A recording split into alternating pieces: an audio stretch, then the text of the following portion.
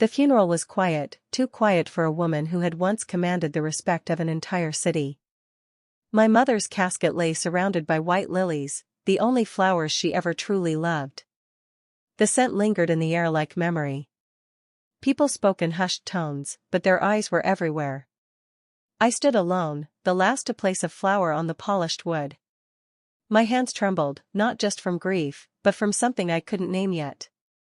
Then I felt him. Dylan. He leaned in from behind, the warmth of his breath brushing my ear. His voice was barely above a whisper, but it sliced sharper than any scream. So, we're looking at, what, 250 million? The company's mine now, right? I didn't turn around. I didn't blink. The entire world narrowed to those words, 6 syllables that collapsed 40 years of my life into a pile of ashes. Not a single word about my mother. Not a single ounce of sorrow. Just greed. Cold. Unfiltered. Unashamed. In that moment, something inside me died. And something else, something I thought had long been buried, opened its eyes. I turned slowly and looked him in the face. His smile was smug, the kind of smirk a man wears when he believes he's finally won. But what he didn't know is that he had already lost. I looked straight at the sky, where the last ray of sun broke through a thick curtain of clouds. And I whispered, "You didn't bury just my mother today, Dylan. You buried the last piece of me that still believed in you." Before we jump in, tell us where you're tuning in from, and if this story touches you, make sure you're subscribed, because tomorrow I've saved something extra special for you. I met Dylan when I was 22. Back then, I thought I understood sacrifice. I thought it meant folding parts of yourself to fit into someone else's world. I didn't know that sacrifice, when only one person is doing it, is just slow self-erasure. Our marriage wasn't built on love, it was built on strategy. My parents were powerful in real estate. Dylan's family had the name, but their empire was crumbling behind closed doors. A merger of bloodlines, they called it. A win-win for both families. For me? It was the beginning of silence. Our wedding was grand, polished, filled with dignitaries and photographers.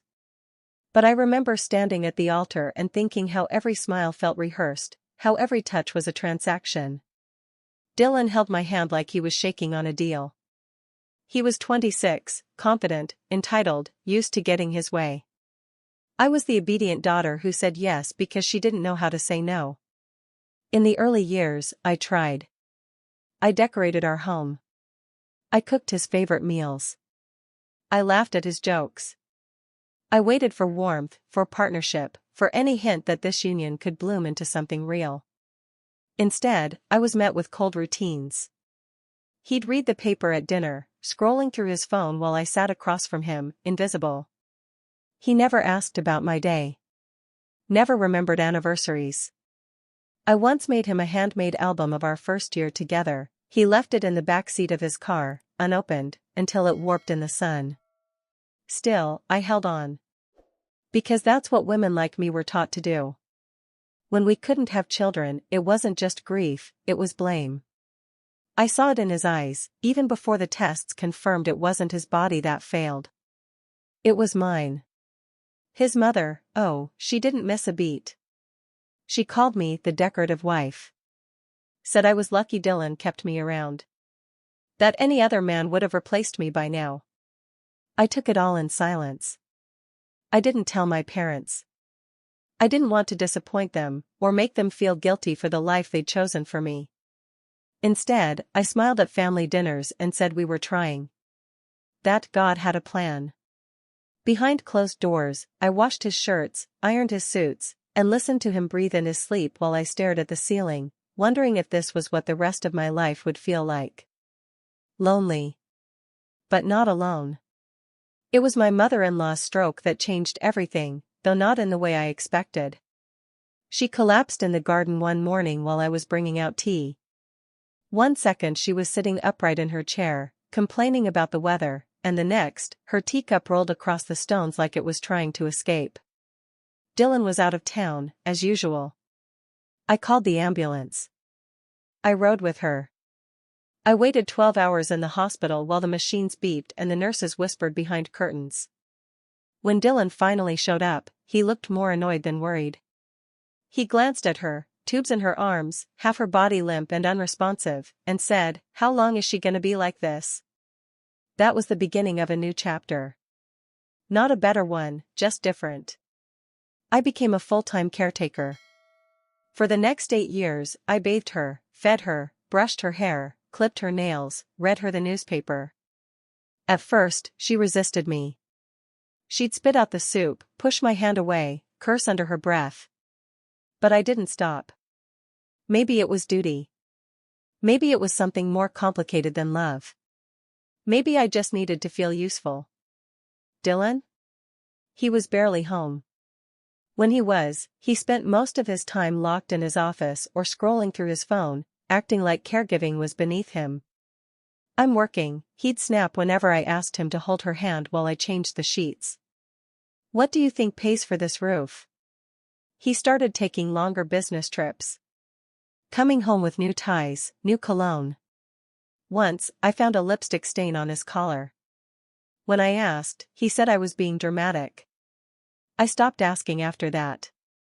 I was 47, exhausted, and invisible. I remember one night in particular. I had just finished cleaning up after a rough evening, she'd had an accident, and I was on my knees scrubbing the floor. My back ached. My hands were raw. I looked up and saw Dylan standing in the hallway, watching me. He didn't say a word. He just turned off the light and walked away. That moment broke something in me. Not with a crash. Not with rage. But with the quiet acceptance that he would never see me, not really. Still, I stayed. Because by then, leaving felt more terrifying than staying. And because deep down, I still believed that maybe, one day, I'd be rewarded for my loyalty. That maybe, somehow, someone was keeping score. When my mother-in-law passed, I didn't cry the way I thought I would. I sat by her bedside until the last breath left her body. Her hand in mine, still warm, still small. The room was silent. No machines, no monitors. Just the soft ticking of the old wall clock and the rise and fall of my own breath. She'd become so much more than the cruel woman I first met. Somewhere along the years of sponge baths and midnight medications, we found an uneasy peace. In her final months, she even began to whisper words I never imagined hearing. "Thank you," she once mumbled through a weakened jaw. "You stayed." After the funeral, the house felt emptier than I'd ever known. Not just because she was gone, but because, for the first time in decades, I had no one to care for. No one but myself. And I didn't know how. So I sat. In the same chair. At the same window. Watching the same cars pass. Until one afternoon, I walked past a little studio on Main Street. A pottery class. Inside, a group of older women were laughing, their hands coated in clay. Something about the sound, it cut through the fog in my head. I don't know what pushed me, but I walked in. The instructor asked if I'd ever done pottery before. I shook my head. My voice cracked when I said, "I've never done anything just for me." That first bowl I made was lopsided, crooked, a disaster. But when I held it in my hands, it was mine. Not perfect. Not useful. Just mine. Week after week, I returned. Clay under my fingernails, my apron smeared with colors. I started to laugh again. To breathe. The women welcomed me like an old friend. They didn't care about last names or legacy or who I was married to. They just saw me. But of course, Dylan noticed. Not my joy, just my absence. He came home early one evening, expecting dinner ready and the house silent. Instead, he found the kitchen empty and the scent of wet clay in the air. When I returned, glowing from laughter and holding a box of my finished pieces, he looked at me like I'd betrayed him. "What the hell is all this?" he snapped. "You wasting your time playing with mud now?" I opened the box to show him. A small teacup. A vase. A little sculpture of a bird. I was proud. He took one look and said, "It's trash." And then he walked to the fireplace, opened the box, and dropped everything in. The sound of ceramic shattering against brick still haunts me. I didn't scream. I didn't cry. I just stood there, hands empty, heart pounding. He didn't just destroy my pottery. He destroyed the first things I'd made for myself in over 40 years. That night, I lay awake, staring at the ceiling. Not grieving the loss of a cup or a vase, but grieving the woman I had silenced inside me for so long. And for the first time, I whispered a word I hadn't dared to speak out loud. Enough. 2 months after Dylan shattered my pottery, my world unraveled even further. It started with a phone call from the hospital. My father had collapsed in his office. Stroke. He was gone before I even got there. I flew across the country alone. Dylan said he was too swamped at work. He didn't call. Didn't text. Didn't ask if I was okay. 3 weeks later, while I was still settling my father's affairs, my mother followed. Heart failure. Quiet. Sudden. The kind of loss that leaves no warning, only an echo. I buried both of them within 45 days. I was 59 and officially, no one's daughter. Back home, I stayed in bed for nearly 2 weeks. Not because I wanted to, but because my body simply gave up. I stopped eating. I stopped speaking. I couldn't even cry. And Dylan? He didn't notice. Or maybe he did, and just didn't care. One morning, as I lay staring at the ceiling, Dylan stood at the foot of the bed and said, flatly, "Are you planning to sleep your way through grief forever?" I looked at him, hollow.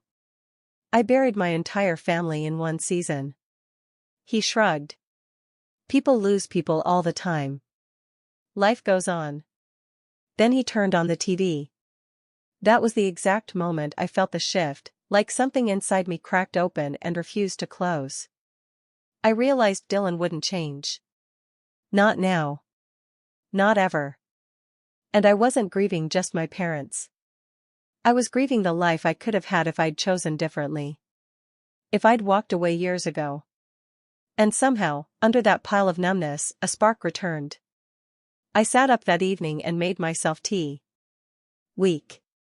Bitter. But hot. It was the first thing I'd done for myself in weeks. Then, as if summoned by fate or cruelty, Dylan came home with a smirk. "You're up," he said. "Good. I need to talk to you about the will." I blinked. "Whose will?" He smiled wider. "Your parents. You're the only living child. You know what that means, right? The company. The estate. Everything." He didn't even try to hide it. And right then, something inside me finally clicked. I smiled too.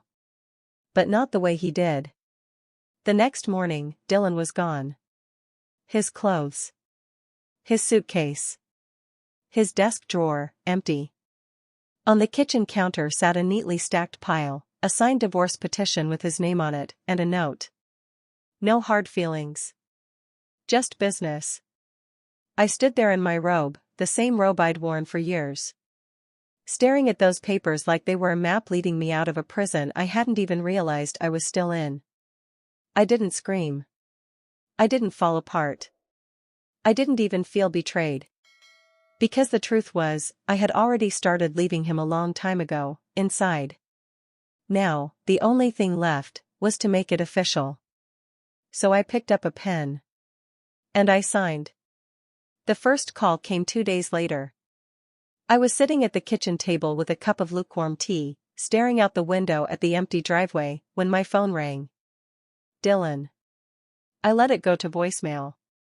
10 minutes later, he called again. Then again. By the fourth call, curiosity won. His voice, frantic. Ashley, I need you to call me back right now. Something's wrong with the account.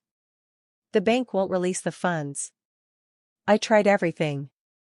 They said there's a problem with identification.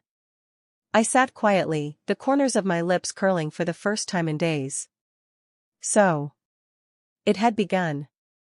I called him back. He picked up on the first ring, breathless. Finally.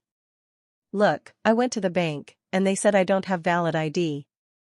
I need your help. I told you not to rush, I said calmly. What? I told you to wait. But you couldn't, could you? You just had to run straight for the money. He paused. What does that have to do with anything? I leaned back, enjoying the weight of my words. Remember the box you burned? The one with all my pottery? Silence. Your ID, I said. It was in there. You left it in the side pocket of my tool bag. The same bag you threw in the fire. The silence stretched so long I thought he'd hung up. Then, you're lying. No. I'm not. You're insane. What am I supposed to do now? I smiled. I suppose that depends on how creative you are. But I'll tell you this, you'll get nothing from my parents' estate. Not a penny. But we were married. I was your husband. And now, I said gently, you're not. I hung up. The next week, I met with Gabriel, my family's longtime attorney, at the bank to finalize the paperwork Dylan never got to see. He handed me a sealed envelope with my mother's handwriting across the back. Inside was a single page. My mother had written. Dear Ashley. We always saw you. We just didn't know how to protect you from him. So we're doing it now. The company, the house, the shares, they're all yours. Free and clear. Live the life you deserve. I exhaled a breath I didn't realize I'd been holding for 40 years. And then, Gabriel smiled. There's one more thing. From his briefcase, he pulled out another envelope, this one from my mother-in-law. Yellowed, delicate, folded carefully. In trembling script, it read. To the daughter I never gave a chance. Inside, a legal document transferring her private trust to me, worth more than I could have imagined. She changed it before she passed, Gabriel said. She said you were the only person who never abandoned her, even when she deserved it. For a moment, the world blurred. Not from sadness, but from the staggering weight of being seen. Finally. Fully. I stepped outside the bank into the afternoon sun, warm and golden on my face. I wasn't just free. I was whole. 2 weeks later, Dylan showed up at my door. Not the front door, he knew better than that. I found him sitting on the back steps of the garden patio, the same spot I used to sit and sip tea in the early mornings before the house woke up. He looked nothing like the man who once strutted through boardrooms and barked orders across phone lines. His shirt was wrinkled, face unshaven, and there was a tremble in his voice that wasn't from the cold. Ashley, he said, standing up slowly, I made a mistake. I said nothing. I got lost in it all. The pressure. The expectations. I thought we were a team. No, I said, calm as glass. You thought I was furniture. He blinked. I know I hurt you. That's not the problem, I replied. The problem is, you never thought you did. He took a step closer.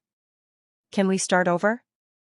It was almost funny, like watching a man ask for a do-over after burning the entire house down. There's nothing to start, I said. There never was. And then I did something I never thought I'd do. I closed the door. Not just the one between us, but the door to the life I had once begged to feel included in. A week later, I rejoined my pottery class. The women hugged me like I'd come home from a long war. I brought donuts. They brought laughter. I picked up a new lump of clay and began shaping it into something strange and soft and completely imperfect. For the first time in my life, I didn't need a plan. I didn't need to prove anything. I was 63, divorced, childless, and utterly free. Sometimes, I sit by the garden in the mornings again. I hold a teacup I made myself, uneven and beautiful. And I look out at the world not with regret, but with wonder. Because against all odds, I am still here. And I am finally mine. It's strange, isn't it? How you can live an entire life beside someone, share meals, share beds, even share a last name, yet feel more alone than if you'd lived on an island. Stranger still is the moment you step out of that life, and realize you were never the one drowning. You were the lifeboat. I didn't get a fairy tale ending. There was no applause, no fireworks, no grand romance waiting for me at the finish line. What I got was better. I got mornings where I wake up without a knot in my stomach. I got silence that feels peaceful, not punishing. I got friendships built on laughter, not obligation. And I got a chance, a real one, to choose who I want to be, even this late in the game. I'm 63 years old. And for the first time, I know exactly who I am. I'm not someone's wife. Not someone's disappointment. Not someone's property. I'm Ashley. A woman who stayed too long. A woman who gave too much. And finally, a woman who walked away. So if you're listening to this, and you're wondering whether it's too late to change your life, I'm here to tell you. It's not. Not if you're breathing. Not if you still feel that flicker in your chest that says, I deserve more. Because you do. We all do. 2 months after the divorce was finalized, I received an invitation in the mail. It was from the city's Chamber of Women in Business. My mother had been a founding member decades ago, and they were holding a memorial event in her honor, along with a recognition for new leadership in family-owned enterprises. Inside the envelope was a personal note, handwritten by the current chairwoman. We know your story, Ashley. Quiet strength deserves a loud celebration. I stared at that sentence for a long time. Quiet strength. I had worn it like armor for so many years. Smiling through humiliation. Enduring in silence. Serving in the shadows. But now, someone had named it. Seen it. Honored it. At the event, I walked onto that stage in a dress I chose myself. Not for approval. Not to look appropriate. Just because it made me feel alive. They handed me a small glass award etched with my name and the phrase, Legacy Reclaimed. I didn't prepare a speech. But when they gave me the mic, I found my voice anyway. I spent most of my life being quiet, I said. I thought being a good woman meant making others comfortable, even when it cost me my own peace. But I've learned something. I paused, my voice steady, my eyes scanning the room full of women, some young, some gray-haired, some with tired eyes and clenched jaws. It's never too late to reclaim yourself. Not your money. Not your name. Not your time. You. The applause was soft at first. Then it grew. I didn't cry. I didn't shake. I stood there, rooted, like a tree that had weathered every storm, and was still growing. That night, I walked home alone under the city lights, the same city where I had once been invisible. And for the first time in my life, I felt seen. Not because I was someone's daughter. Not because I was someone's wife. But because I had become someone I chose to be. And that was enough. Ashley's story reminds us that silence doesn't mean surrender, and quiet strength can be the loudest justice of all. What did you think about how she handled it? Would you have done the same, or taken a different path? Let us know in the comments. Comment 2 if you felt empowered by her story. Comment 7 if you think she should have left earlier. If you haven't already, make sure to like and subscribe to EN True Tales, because next week, we're bringing you a tale even more shocking than this one. Your next favorite story is just one video away.